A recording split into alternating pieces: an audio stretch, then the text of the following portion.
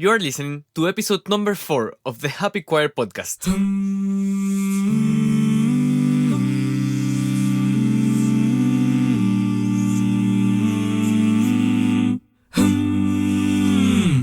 So I've been recording this around 10 times now, and I wanted to say something like, Hola people, but it sounded weird, so I might stay to Hola people for now as I keep practicing and discovering the other ones that I want to do. I am Carlos Cordero, host and creator of the Happy Choir podcast. I'm actually very excited because, yes, this is episode number 4, but this is actually the first episode that I released after the launching. Yay! Which I'm so excited about it because now it's when I feel that this commitment starts to go, even if it's just the first episode that I released, of course. Today in this episode, I want to explore the word community. I'm glad that I have you as part of my community and that I belong to many other communities of supporting and loving people. But community, why is that important? I want to explore in this episode how to create or find a community. We will also explore how the word community and choral music are related. As I said before, I feel that you are part of my community now. Even if this is just your first episode, or if you've been here for the whole series, which is only 4 episodes, but give me a break, I'm excited. I am thankful that you're part of this project now, and I hope that I bring some value to your day too. We're all together in this fun thing called choral music. Maybe you are a singer, a conductor, a composer, a board member, or a manager of a chorus. Maybe you're part of the audience, or maybe you know somebody who is in a choir. No matter which one of these is your case, if you love choral music, you're in the right place. We're all close together thanks to our voices, and you listening to mine right now means the world to me. Thank you so much. Being part of a community, it means that we also get to help each other sometimes, and I want to invite you to Patreon.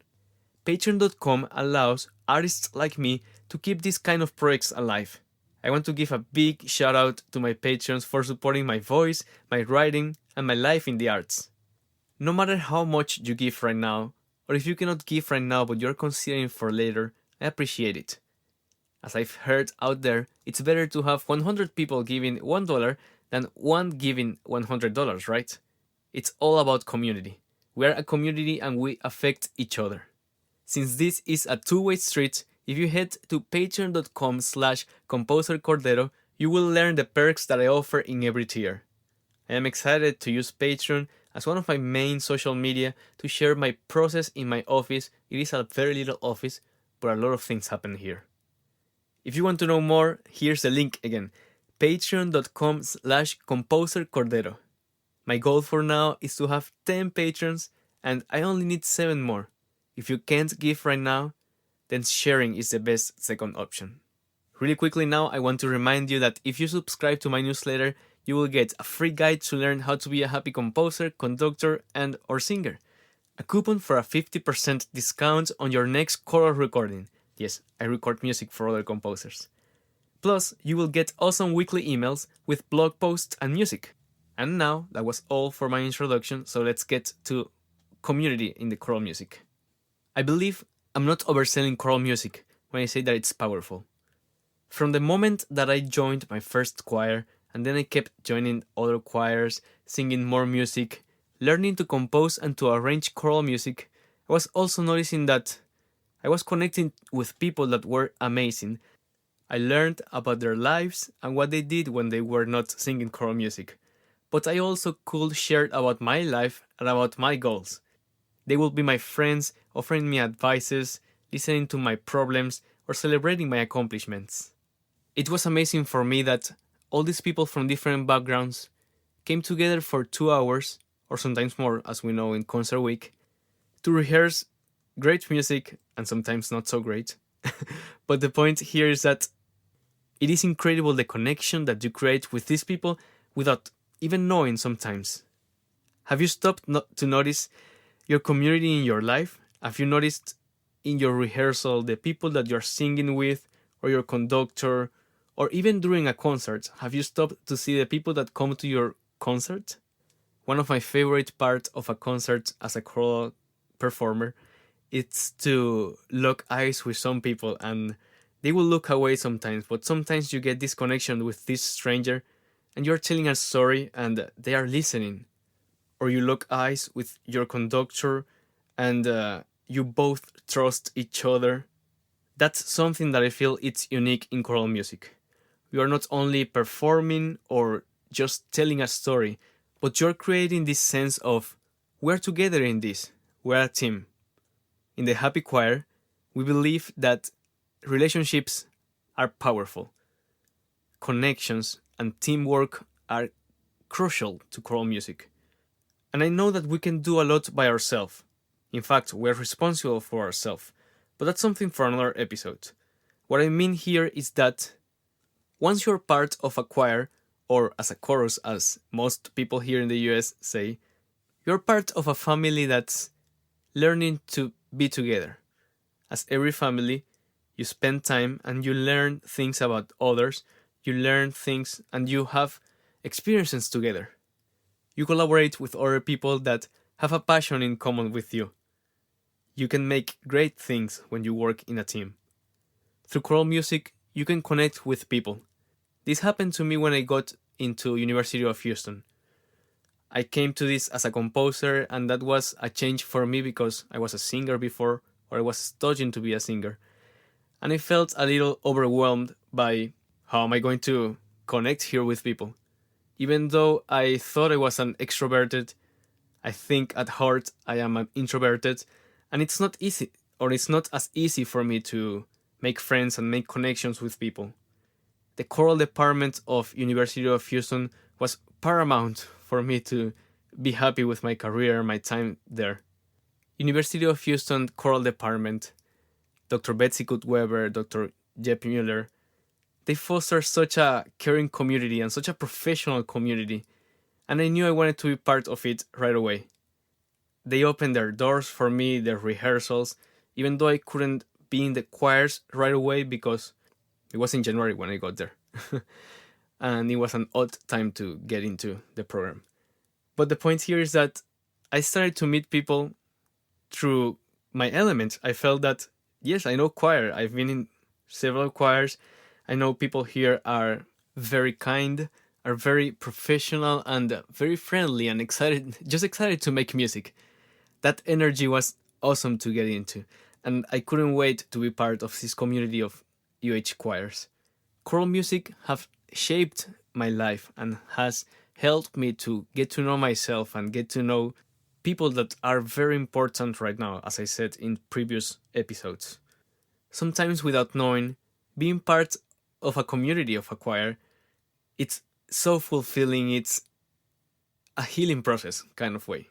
Maybe you are yet to find this out, but I'm sure it will happen to you, not only if you get to know someone special, but also if you get to encounter special music.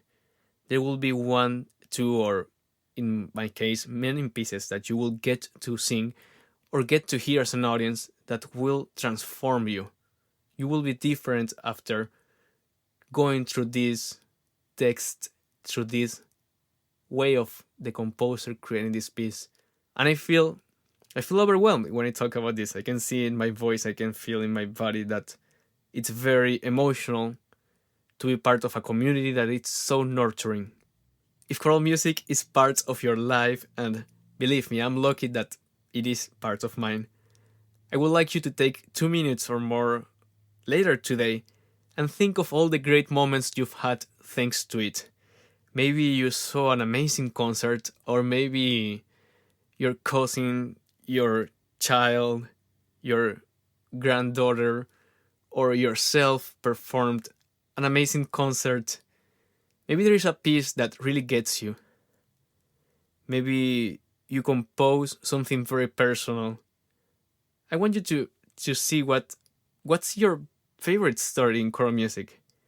I would also love to hear about what's your favorite story in choral music. What's the thing that you remember the most, or what's a story that you would like to share with me? My email is carlos@thehappychoir.com, and I can't wait to read your story. And if you give me the permission, I would love to also share part of it with our audience in any of the episodes.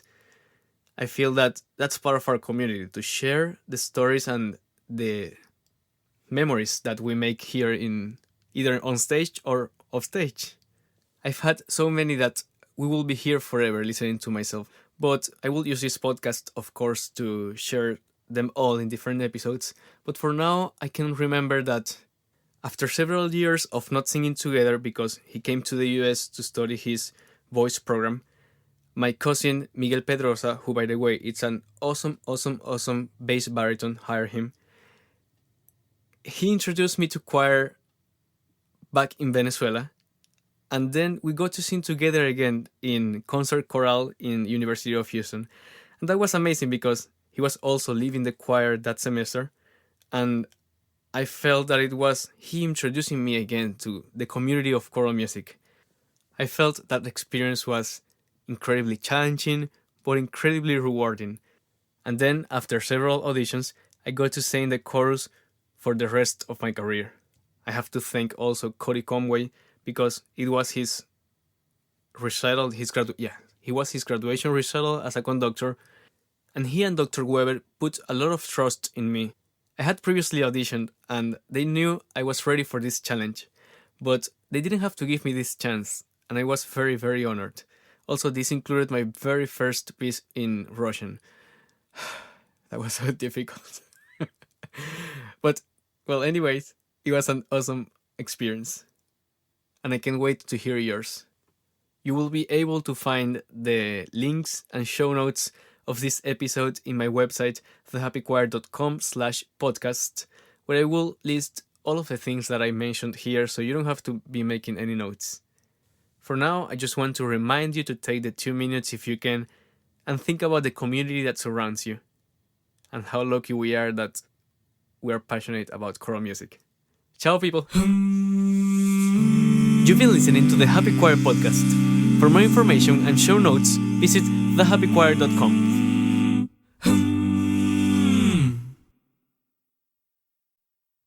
You are listening to episode number 5 of the Happy Choir podcast.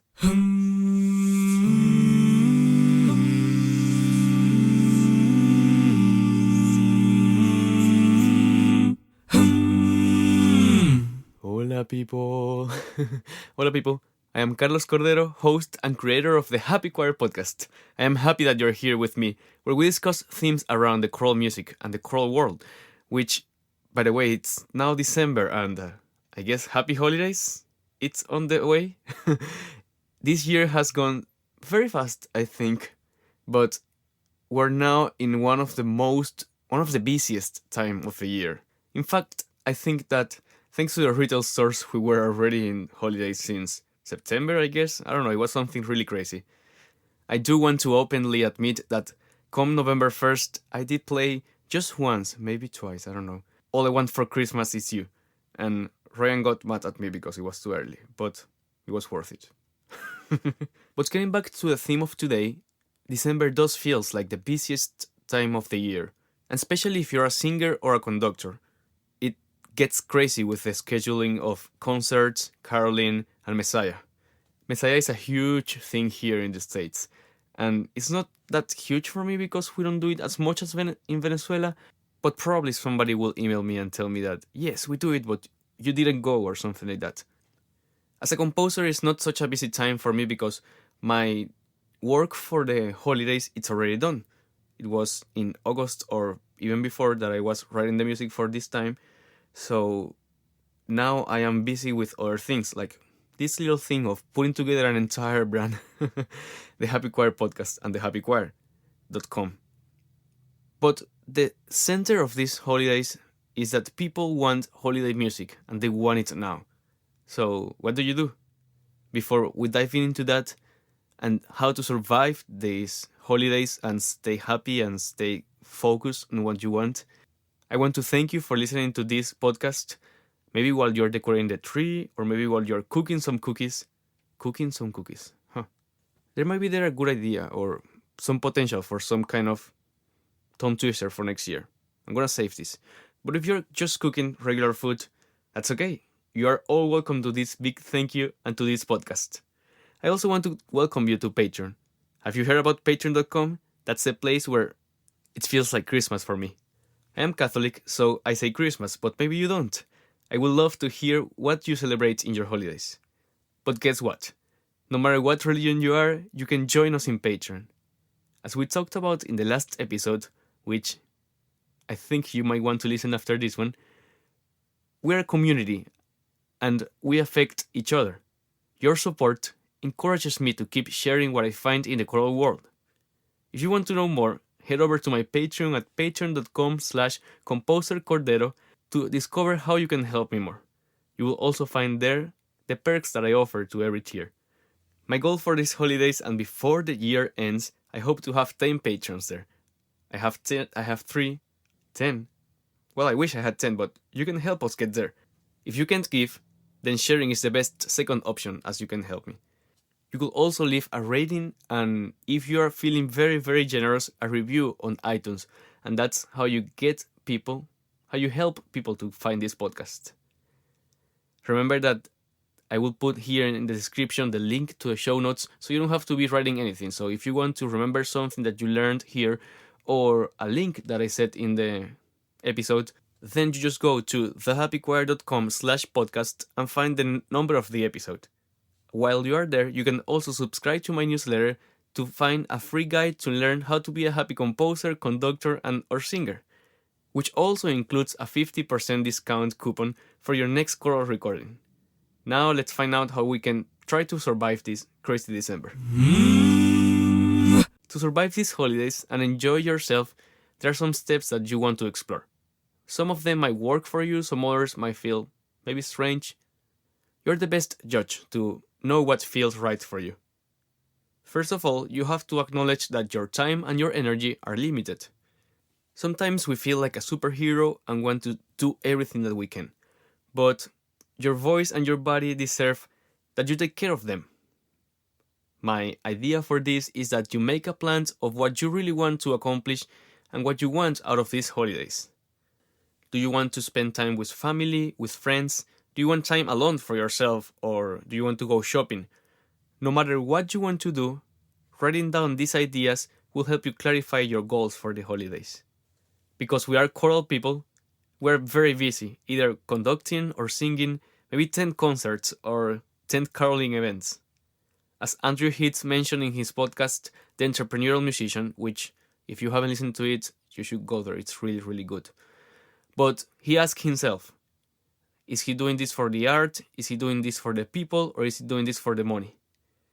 If you check 2 of these options, then consider adding this event to your calendar. Another way to survive the holidays and enjoy them a little more is to remember that they are about community. In these events where you're singing, people might join because they know the music, right? And it might not be the way that you rehearse it. It might not sound the way that you want it.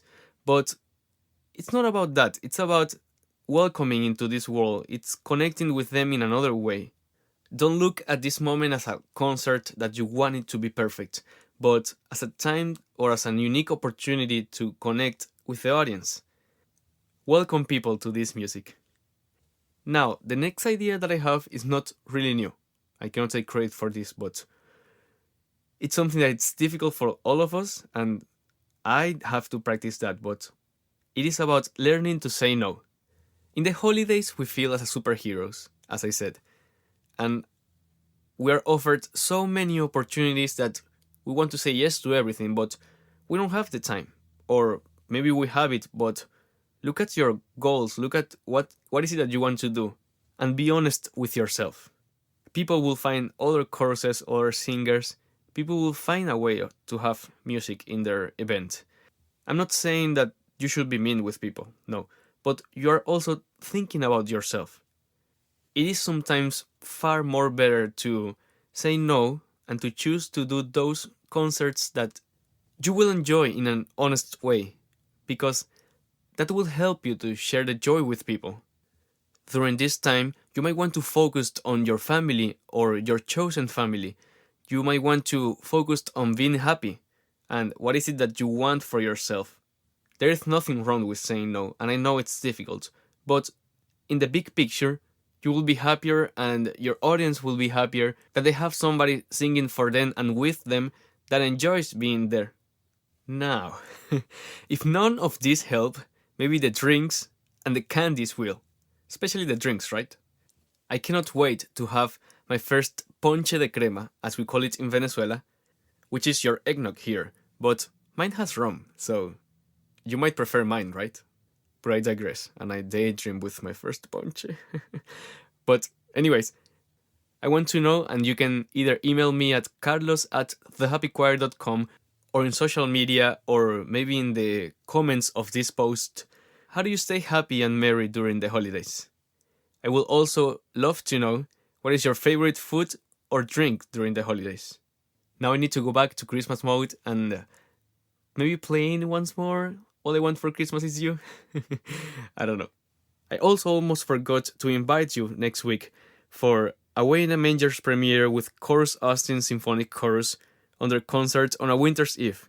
This is a piece that I wrote in two versions, one for chorus a cappella and one for chorus and violin, and I'm really excited to listen to it.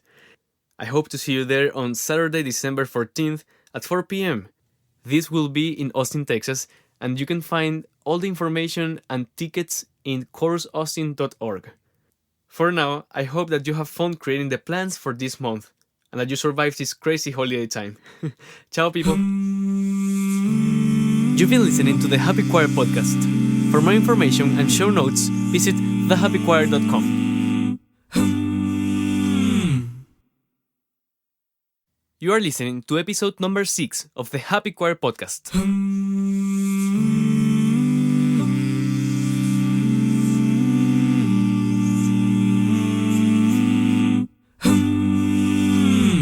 I hope you enjoyed this episode and see yourself crushing that goal. See you in the next episode of the Happy Choir podcast. Ciao, people! Yes, that's exactly how I envision it. Hola, people. I am your host, Carlos Cordero, helping you connect with others through choral music. I'm trying to get this phrase right. I will be in the next episodes trying new ways, adding words, taking out words, but I want to get this right, what I'm doing here with the podcast. I think that I'm getting somewhere, helping you connect with others through choral music. I believe that no matter where you are in choral music, if you are in the audience, on stage, if you are a composer or a board member, as I said before, you're trying to connect with somebody and you're using choral music as a medium. I want to help you get that. I want to help you reach that person or that music that you're trying to find within choral music. So this is your place to share and to learn more. In this episode now, we are deep in the holidays. Maybe you've seen your first Messiah of the year. Maybe you've attended at least 2 concerts of holiday music or making a lot of lists. Or maybe you've already received a present if you're lucky enough. Since the last episode was all about surviving the holidays and we talked about making a plan, now I felt that I wanted to talk about how you approach this plan and how to have a new perspective for this plant. See, I told for this plant, what? I told you I cannot even talk English, but you understand. A new perspective for this plant. We're going to explore acting as if success was inevitable, because even when you don't get it or when you don't get your goal, you get something. There is something that you are successful at, and there is something that you find through your journey. We will explore this idea, but also some tips on how to plan for success. See, the thing here is that when you are ready or when you are prepared for success and when you plan for it, you've already accomplished something. You've already created the path, and things might change as you go through your journey. But by planning for success, you've already worked out some uncertainties that you might find in your way, in your journey. Before we go to that, I want to say thank you, and one more thank you for being here. Or out there. But here, we're in the same place, the Happy Choir podcast. As I see myself having success, I also see myself sharing lots of extra content with my patrons at patreon.com. That will require that I also sit and plan for success. You can also plan to join us.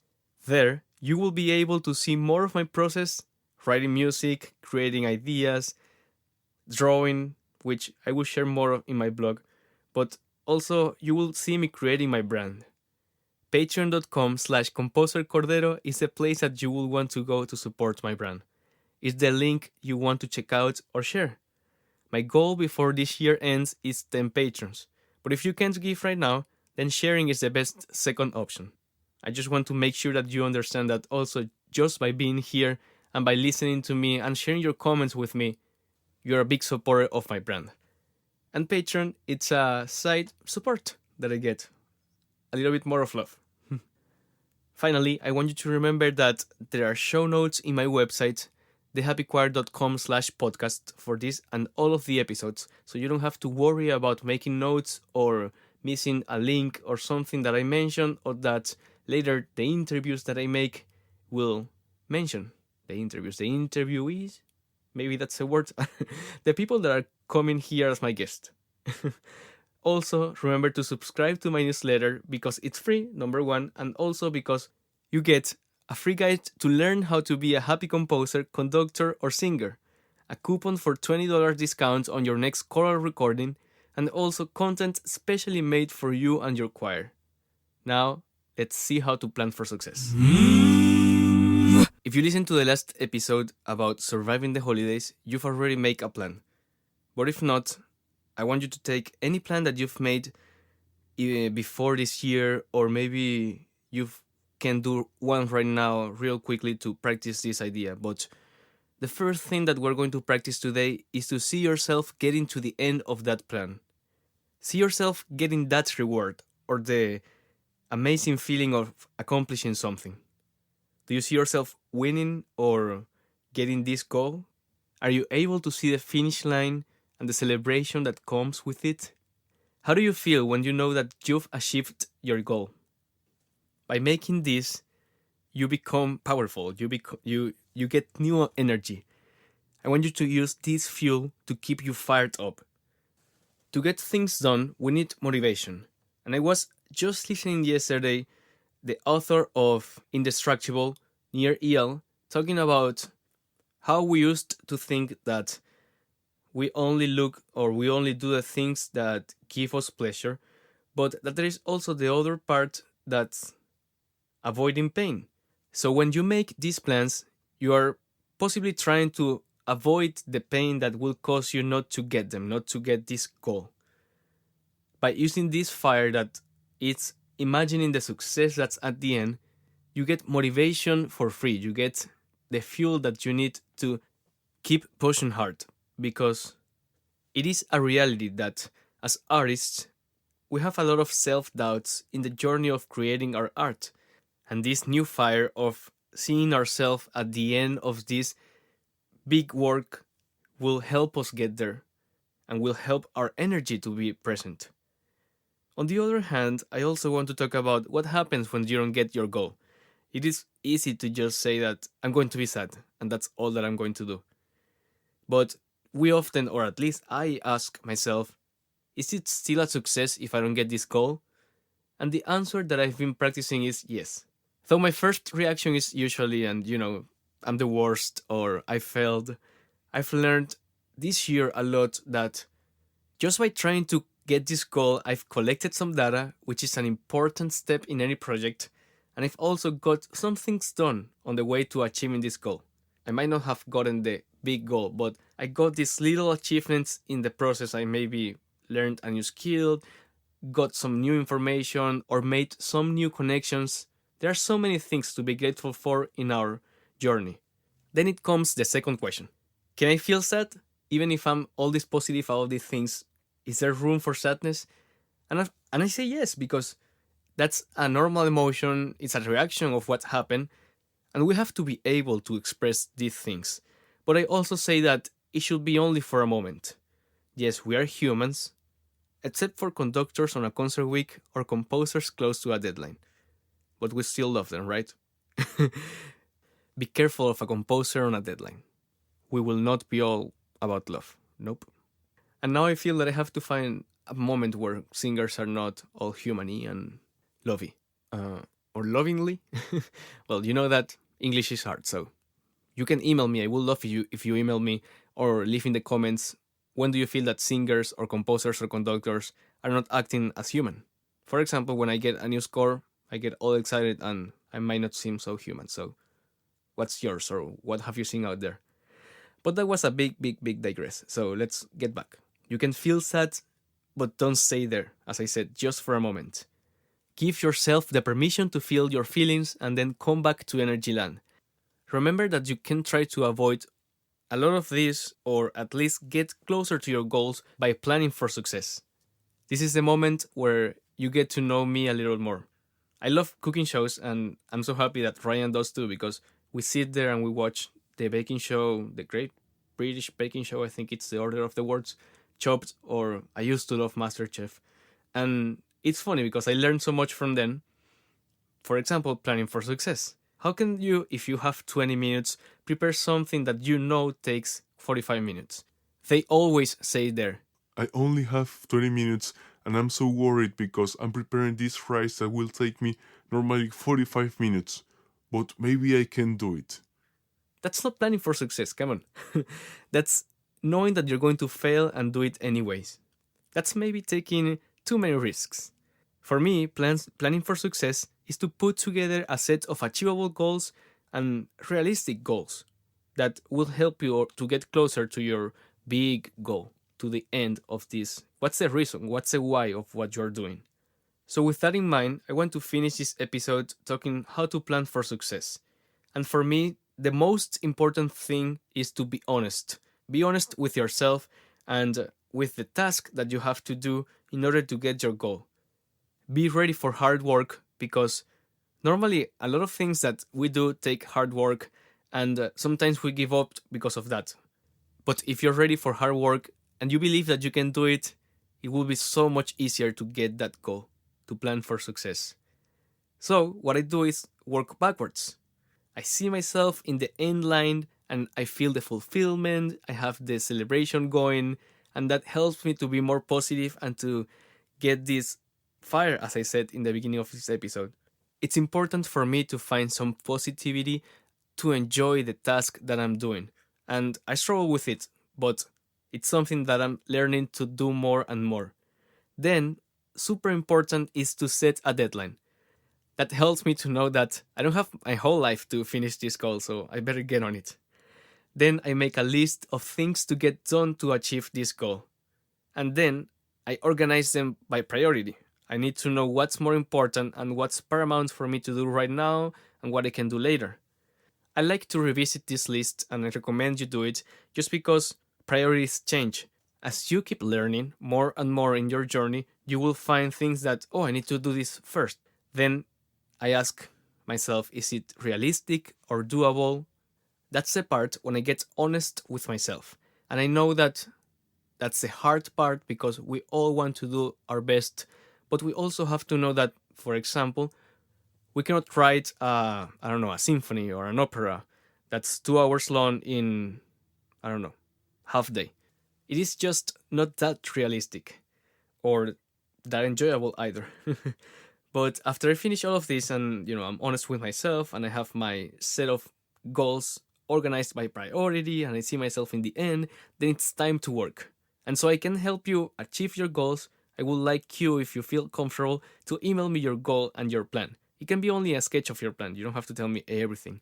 But when you write down the things and when you involve your community, or if you have somebody else that you can share this with, when you involve your community, you are more likely to get it done. So, for a fast recap of this episode, see yourself achieving your goal. You can be sad if things don't go your way, but remember that the journey is already some kind of success. Another important thing to remember is to plan for success with honesty, strength, and faith in you, and to set achievable goals within a clear deadline. I hope you enjoyed this episode and see yourself crushing that goal. See you in the next episode of the Happy Choir Podcast. Ciao, people!